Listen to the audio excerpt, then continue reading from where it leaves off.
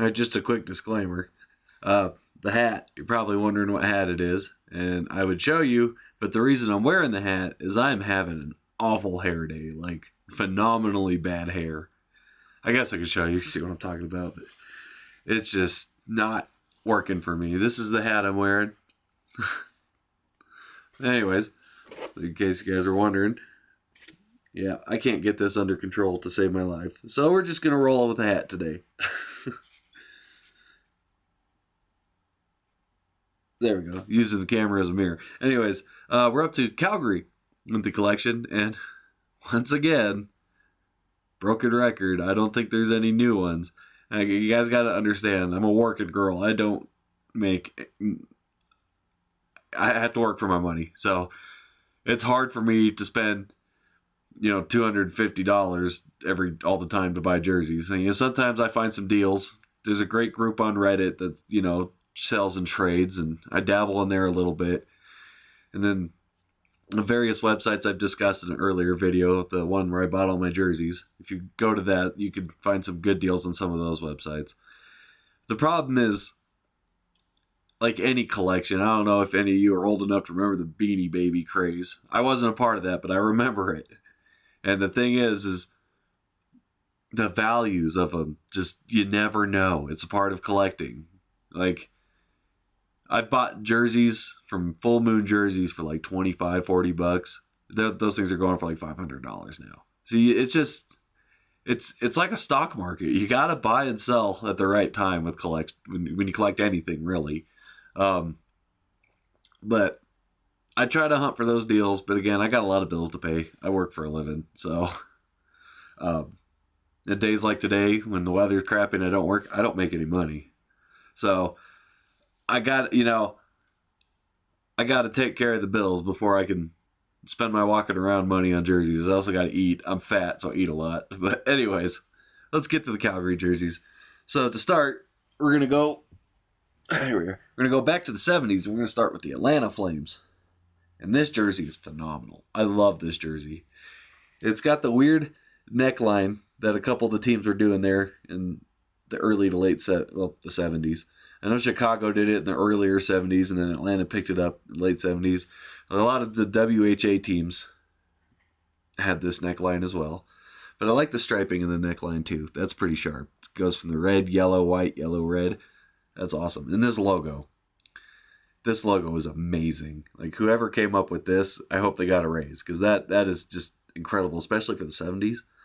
I know Calgary would bring this back as the alternate assistant captain patch on their modern, well, not anymore, but they had them on their jerseys for quite a while, which I thought was a phenomenal choice. And very, very basic traditional striping. Now, the thing with Atlanta, if you're trying to be a completionist like I am, the first year, I think there was 1971 was their first season, this yellow stripe didn't go all the way to the bottom. There was red underneath the striping pattern, and then they just moved the striping pattern down, which it's a subtle change. Like, you have to be a real nitpicky completionist to care about that like I do. It's a blank, but these jerseys, to find the real ones and not fake ones, are so hard to find. I got a blank. If you know me, I'm not a real fan of blank jerseys, but you do what you do when you can. So yeah, let's get to the actual Calgary Flames now. So next, we got the pedestal jersey. Now this is the CC Amaska, which is kind of like not the highest grade jersey. It's kind of like a Reebok Premier. As you can tell, this logo is not, if I can get my camera to focus, I don't know if you can see that. It's like this weird fuzzy, shiny material. But it's all right. And here's why it's called the pedestal jersey. The stripes come up at an angle, and it kind of like looks like it's putting the C logo up on a pedestal. There's the rest of the stripes. So for the most part, it's traditional until you get to the pedestal. And once again, it's a blank. I don't remember where I think I just bought this from some random seller on eBay. But I didn't know it was a Amaska jersey when I bought it. I paid a decent amount for it. Not too much. I didn't get ripped off by any means, but it's not. If I could go back, I wouldn't buy it. But it's nice to have it in the collection until I can find the real thing. Kind of like a placeholder. Kind of like that Bruins Bobby Orr jersey I showed you earlier. But this thing, I don't know if you can see that. It pulls like crazy. So if you've got like cats or dogs or ferrets or anything like that, you want to keep this away from them. And then the last one, which is finally a real jersey, is this bad boy that the Flames wore for pretty much their entire run in the Reebok era, which at the time when it first came out, I thought it was phenomenal, but it got old pretty quick. I mean, it's still a good looking jersey.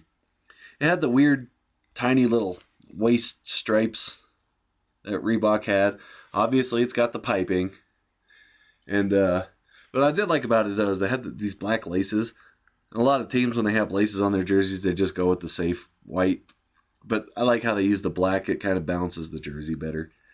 And I loved, at the time, when they first came out, I loved that they had the flags for shoulder patches. I thought that was pretty cool. You got the Canadian flag, and then you got the Alberta provincial flag, if I can show it there. And at first glance, it's like, oh, that's really cool. But over the years, I was like, wait a minute.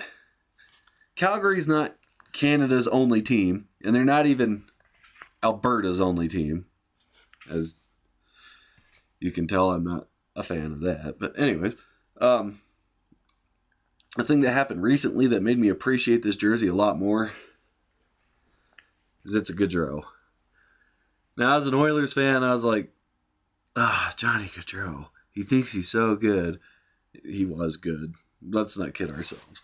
And as an American, I was looking forward to seeing him in the Olympics next year. But obviously, he had a tragic end. Don't drive drunk, guys. Seriously. Like, call a family member, call a friend, come pick you up. Get an Uber, do a taxi, whatever you got to do. Don't drive drunk. Because you may not hurt yourself, but you can hurt other people. So stop being selfish. Get a damn ride. Anyways, back to the jersey. I like the trim they had in the numbers. It made, as if it was solid black, it would still look good, but I think the yellow and the white gives it a little more pop. And more, the piping continues on the back. But I like the solid black logo. I know Flames aren't black. I get that. So I know a lot of people didn't like this logo. I thought it was all right. I mean, obviously you want red Flames or white Flames, which is still kind of weird. But yeah, I could see that. But now that it's gone, I miss it a little bit. I don't know. It hasn't been gone long enough for me to feel nostalgic about it, but I'm glad they went back to their 80s colors. Kind of like that Flames jersey, or the Atlanta jersey. Sorry, no, they're all Flames jerseys. But what I miss and what I don't have in my collection that I really want is the 2000 era's Flames jerseys. I thought that was their best look. The one that had the Blasty up on the shoulders, and then the Blasty is a third jersey. I know they brought Blasty back, and I'd love to get one of those, but for now, that's all I got. So yeah, there's my Calgary collection.